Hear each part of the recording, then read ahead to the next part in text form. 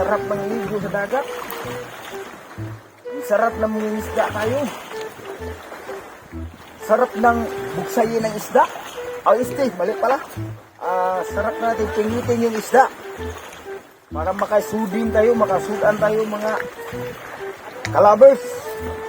Para may turutan tayo, para may makakain tayo, may sugba tayo, at may pamahaw pa dito, panihapon tayo.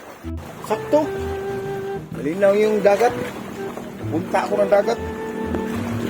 Pupuntahin ko.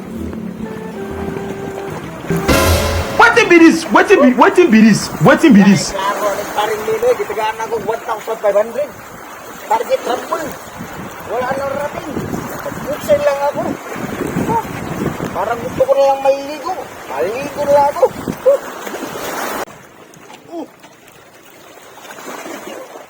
Paano napunta ako dito? Bato pala ito. Ang layo na pala naman.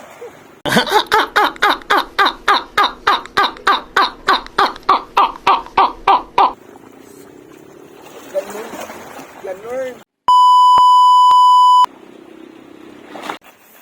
Ang galing.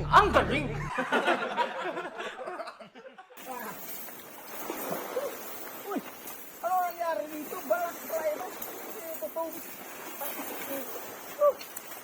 Gawa. Paano nangyari yun? Plano ko, pumunta ng bangka. Yung pagbugsay ko, naging bato. Ngayon, nagdaan ako sa dagat, naging balas. Mahirap talagang buhay na.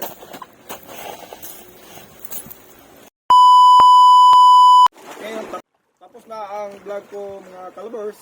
Dito naman tayo magsusumba sa dagat. Magpa-unique style tayo dito sa dagat.